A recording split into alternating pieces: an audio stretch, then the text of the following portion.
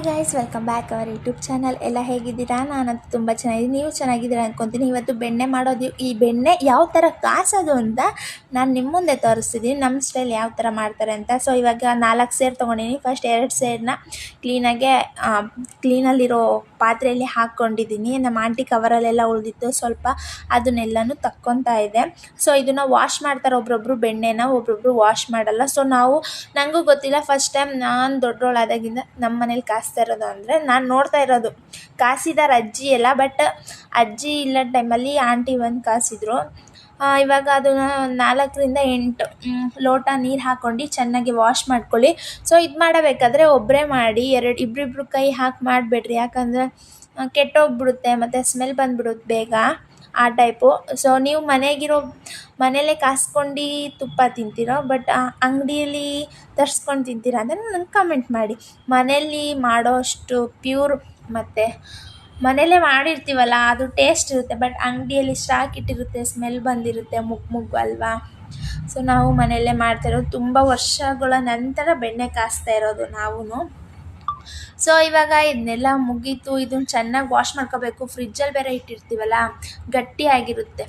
So ಅದನ್ನು aunty ಎಲ್ಲ ಕ್ಲೀನಾಗಿ ವಾಶ್ ಮಾಡ್ತಾರೆ. ಸ್ವಲ್ಪ ಹುಣಸೆಹಣ್ಣಿನ ನೀರು ನೆನೆ ಇಕ್ಕಿದೆ ಅಂದ್ವಲ್ಲ, ಸ್ವಲ್ಪ ಹುಣಸೆಹಣ್ಣಿನ ನೀರು ತೊಳೆದು ಮಾಡಬೇಕು. ಅಂದರೆ ಹುಣಸೆಹಣ್ಣಿನ ಗಲೀಜೆಲ್ಲ ಹೋಗುತ್ತೆ ಅಂತ ಹಳೆ ಕಾಲದವ್ರದ್ದು ಮಾಡ್ತಾರೆ ನಮ್ಮ ಆಂಟಿನೂ ಹಾಗೆ.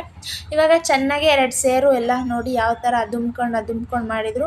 ಇದು ನೀರು ಬಸಿಯಬೇಕಾದ್ರೆ ಹುಷಾರು, ನೀರು ಭಾಳ ಇರುತ್ತೆ ಬೆಣ್ಣೆಯಲ್ಲಿ. ನೀರು ಚೆನ್ನಾಗಿ ಬಸ್ಕೊಂಡು ಮಾಡ್ಕೊಂಡ್ಬಿಟ್ರೆ ಮುಗ್ದೋಗ್ಬಿಡುತ್ತೆ ಅಷ್ಟೇ ಗೈಸ್, ಅಂಥದ್ದೇನೂ ಇಲ್ಲ. ಇದು ವಜಿ ಕೆಲಸ. ಒಬ್ಬೊಬ್ಬರು ಹಾಗೆ ಕಾಸ್ತಾರೆ, ಬಟ್ ನಾವು ಹಂಗೆ ಕಾಸಲ್ಲ, ತೊಳೆದೇ ಕಾಸೋದು. ನಾನು ಇದೇ ಫಸ್ಟ್ ಟೈಮ್ ನೋಡ್ತಾ ಇರೋದು. ಸೊ ಹಾಗೆ ನಾನು ಕೂಡ ವೀಡಿಯೋ ಮಾಡಿಕೊಂಡೆ. ನೀವು ನಿಮ್ಮ ಮನೇಲೂ ಟ್ರೈ ಮಾಡಿ ಯಾವುದು ಅಂತ. ನಮ್ಮ ಆಂಟಿ ಎಲ್ಲ ಕ್ಲೀನಾಗೆ ಬಸ್ತಿ ಎಲ್ಲ ಮಾಡ್ತಾಳೆ. ಸೊ ಇದು 2 ಸೇರು. ಇವಾಗ ಅಲ್ಲಿ ಕೈಯಲ್ಲಿ ಅಂಟಿರುತ್ತಲ್ಲ, ಸೊ ಅದನ್ನೆಲ್ಲ ಕಂಟಕ್ಕೆ ಗೀರಿ ಕೈಯಲ್ಲಿರೋದನ್ನೆಲ್ಲ ಗೀರಿ ಮತ್ತು ಆ ಪಾತ್ರೆಗೆ ಹಾಕ್ತಾರೆ. ಸುಮ್ಮನೆ ಯಾಕೆ ವೇಸ್ಟ್ ಮಾಡಬೇಕು ಅಂತ. ನೀವು ನೋಡ್ತಿರ್ಬೋದು, ಇದು 2 ಸೇರಿದೆ. ಇವಾಗ ಅಲ್ಲಿ ಪಾತ್ರೆಯಲ್ಲಿ ನೀರು ಇಟ್ಟಿದ್ದೀವಲ್ಲ, ಇದು ತೊಳೆದ್ವಲ್ಲ, ಬೆಣ್ಣೆ ತೊಳೆದಿರೋ ನೀರನ್ನ ಆ ನೀರು ಚೆಲ್ಲಿ ಮತ್ತೆ ನೀರು ಹಾಕ್ಕೊಳ್ಳಿ. ನೀರು ಹಾಕ್ಕೊಂಡು ಬೆಣ್ಣೆ ಹಾಕ್ಕೊಳ್ಳಿ. ಬೆಣ್ಣೆ ಹಾಕೊಂಡ್ಮೇಲೆ ನೀರು ಹಾಕೊಂಡ್ರೆ, ನೀರು ಹಾಕೊಂಡ್ಮೇಲೆ ಬೆಣ್ಣೆ ಹಾಕ್ಕೊಳ್ಳಿ. ಸೊ ಹೆಂಗಂದ್ರು ಹಾಗೆ ಅದನ್ನೆಲ್ಲ ಫ್ರಿಜ್ಜಲ್ಲಿ ಇಟ್ಟು ಗಟ್ಟಿಯಾಗಿರುತ್ತಲ್ಲ, ಸೊ ಹಾಗೆ ಇದು 2 ಸೇರು, ಟೋಟಲ್ 4 ಸೇರು ಎಲ್ಲ ಕ್ಲೀನ್ ಮಾಡಿಕೊಂಡೆ.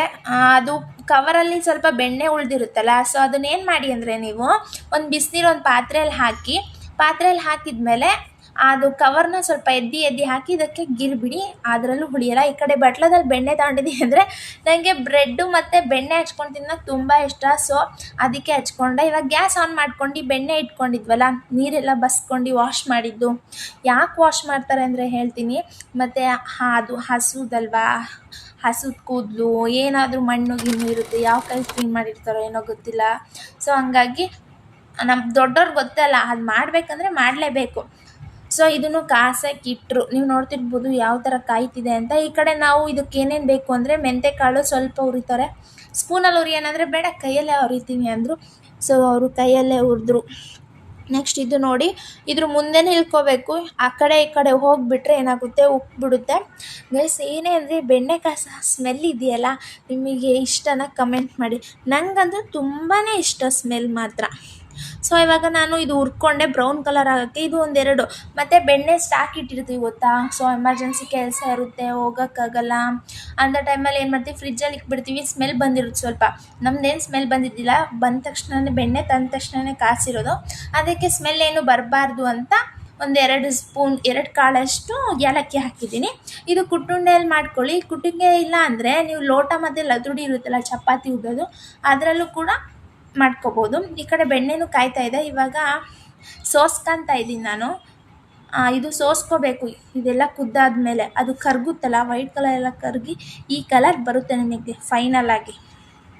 ಸೊ ಕೂದಲು ಎಲ್ಲ ಇರುತ್ತೆ ಹಸುದು. ಸೊ ಹಂಗಾಗಿ ನಾವು ಸೋಸ್ಕೊತೀವಿ. ಎಲ್ಲರೂ ಆಲ್ಮೋಸ್ಟ್ ತುಪ್ಪ ಕಾಯಿಸೋರು ಗೊತ್ತಿರುತ್ತೆ ಎಲ್ಲ ಸೋಸ್ಕೊತೀರ ಅಂತ. ಸೊ ನಾವೂ ಹಾಗೆ ಅದು ಬೆಣ್ಣೆ ತೊಳೆದಿರೋ ಪಾತ್ರೆಯಲ್ಲೇ ಮತ್ತೆ ನಾವು ಕುದಿಯೋಕೆ ಬಿಟ್ವಿ. ಇದೇನು ಗೊತ್ತಾ, ಚೆನ್ನಾಗಿ ಕುದಿಬೇಕು ಗೈಸ್. 4 ಸೇರು ತೊಗೊಂಡಿದ್ದೀವಿ ಅಂದರೆ ನಂಬಕ್ಕೆ ಆಗಲ್ಲ ನಮಗೆ. ಕುದ್ದಿ ಹೋಗುತ್ತಲ್ಲ. ಸೊ ಅಂದರೆ ಗಟ್ಟಿಯಾದಾಗ ತುಪ್ಪ ಇದೆ ಅಂತ ಅನಿಸುತ್ತೆ. ಸೊ ಯಾವ ಥರ ಮಳ್ತಾ ಇದೆ ನೋಡ್ತಿರ್ಬೋದು. ಈ ಕಡೆ ನಾನು ಎಲೆ ತೊಗೊಂಡಿನಿ, ಬೆಳ್ಳುಳ್ಳಿ ಮತ್ತು ಕರಿಬೇವು ಮತ್ತು ನುಗ್ಗೆ ಸೊಪ್ಪು ಮನೆ ಹತ್ರ ಸಿಗುತ್ತೆ. ನುಗ್ಗೆ ಸೊಪ್ಪು ಒಣಮೆಣ್ಸಿಕಾಯಿ ತೊಗೊಂಡಿದ್ದೀನಿ. ನೀವು ಇಷ್ಟೆಲ್ಲ ಐಟಮ್ಸ್ ಇಟ್ಕೊಳ್ಳಿ. ಇವಾಗ ನೋಡ್ತಿರ್ಬೋದು ಯಾವ ಥರ ಕುದೀತಾ ಇದೆ ಅಂತ. ಕುದಿಯೋಬೇಕಾದ್ರೆ ಅವೆಲ್ಲ ಐಟಮ್ಸ್ ಹಾಕ್ಬಾರ್ದು. ಯಾವುದು ಅಂದರೆ ಎಲೆ ಗಿಲೆ ಇರುತ್ತಲ್ಲ, ಇದು ಕುದಿಯೋದು ಮತ್ತು ಗುಳ್ಳೆ ಎಲ್ಲ ಕಡಿಮೆ ಆಗುತ್ತಲ್ಲ, ಸೊ ಆವಾಗ ಇದನ್ನ ಹಾಕಬೇಕು. ಆವಾಗ ತುಪ್ಪ ಆಗಿದೆ ಅಂತ ನಮಗೆ ಗೊತ್ತಾಗೋದು. ಆವಾಗ ಮರುಳಾಗಿ ಬರುತ್ತೆ ತುಪ್ಪ, ರವೆ ಥರ. ಸೊ ನಮ್ಮ ಆಂಟಿ ಇದನ್ನು ಹಾಕಿದ್ರು, ಸಿಡಿಯುತ್ತೆ ಅಂತ ದೂರ ನಿಲ್ಕೊಂಡು ಮಾಡಿದ್ದೀನಿ. ಇವಾಗ ಇನ್ನು ನನ್ನ ಚಾನಲ್ಗೆ ಯಾರ್ಯಾರು ಇನ್ನೂ ಸಬ್ಸ್ಕ್ರೈಬ್ ಮಾಡ್ಕೊಂಡಿಲ್ಲ ಎಲ್ಲ ಬೇಗ ಸಬ್ಸ್ಕ್ರೈಬ್ ಮಾಡ್ಕೊಂಡು, ಹಾಗೆ ಚಾನಲ್ನು ಕೂಡ ಸಪೋರ್ಟ್ ಮಾಡಿ. ಲೈವ್ ಇರುತ್ತೆ, ಎಲ್ಲರೂ ಬಂದು ಸಪೋರ್ಟ್ ಮಾಡ್ತೀರಾ ಅಂದ್ಕೊಂಡಿದ್ದೀನಿ. ನೋಡಿ ಯಾವ ಥರ ಚಟಪಟ ಅಂತಿದೆ. ಸೊ ಅದು ಚಟಪಟ ಅಂತಿದ್ದು, ಸೊ ದೂರ ನಿಲ್ಕೊಳ್ಳಿ. ನಮ್ಮ ಆಂಟಿ ಸ್ವಲ್ಪ ನೀರು ಹಾಕಿದ್ರು. ಏನು ನಿಮಗೆ ನೀರು ಹಾಕಬೇಕು ಅಂದ್ರೆ ಹಾಕ್ಕೊಳ್ಳಿ, ಇಲ್ಲ ಅಂದರೆ ಬಿಟ್ಬಿಡಿ, ನೀರು ಹಾಕಕ್ಕೆ ಹೋಗಬೇಡಿ. ಚೆನ್ನಾಗೆ ಕುದಿಯೋಕೆ ಬಿಟ್ಬಿಡಿ. 2-3 ಮಿನಿಟ್ಸ್ ಸಾಕು ಕುದಿಯೋಕೆ ಬಿಟ್ಬಿಡಿ, ಆಯಿತಾ. ನೋಡಿ ಯಾವ ಥರ ಮಳ್ತಿದೆ. ಸ್ವಲ್ಪ ಅರಿಶಿನ ಪುಡಿ ಹಾಕಿ, ಚೂರೇ ಅರಿಶಿನ ಪುಡಿ ಹಾಕಿ, ಮೆಂತೆಕಾಳು ಪುಡಿ ಇಟ್ಟಿದ್ವಲ್ಲ ಅದನ್ನು ಹಾಕಿದ್ದೀನಿ ಎಲೆ ಜೊತೆ. ಇನ್ನೊಂದು ಸಲ ಹೇಳ್ತೀನಿ, ಎಲೆ, ಬೆಳ್ಳುಳ್ಳಿ, ಕರಿಬೇವು ಮತ್ತು ನುಗ್ಗೆಕಾಯಿ ಸೊಪ್ಪು, ಒಣಮೆಣ್ಸಿಕಾಯಿ. ನಿಮಗೆಲ್ಲ ತುಪ್ಪದೆಲ್ಲ ಯಾರ್ಯಾರಿಗೆ ಇಷ್ಟ ಅಂತ ಕಮೆಂಟ್ ಮಾಡಿ. ಸೊ ಫೈನಲಾಗಿ ನೀವು ನೋಡ್ತಾ ಇರ್ಬೋದು ಯಾವ ಥರ ರವೆ ಬಂದಿದೆ ತುಪ್ಪ ಅಂತ. ಸೊ ನಿಮಗೂ ಇಷ್ಟ ಆಗಿದ್ರೆ ಇದೇ ಥರ ಸಪೋರ್ಟ್ ಮಾಡಿ, ವಿಡಿಯೋ ನೋಡಿ, ನೀವು ಮನೇಲಿ ಟ್ರೈ ಮಾಡಿ, ಹೇಗೆ ಬರುತ್ತೆ ಅಂತ ನನಗೆ ಕಮೆಂಟ್ ಮಾಡಿ, ಓಕೆನಾ. ಈ ವಿಡಿಯೋ ಇಷ್ಟ ಆಗಿದ್ರೆ ಲೈಕ್, ಶೇರ್, ಕಾಮೆಂಟ್. ಮತ್ತು ನೆಕ್ಸ್ಟ್ ವಿಡಿಯೋಲಿ ಸಿಗುವ. ಬಾಯ್, ಟಾಟಾ, ಲವ್ ಯು.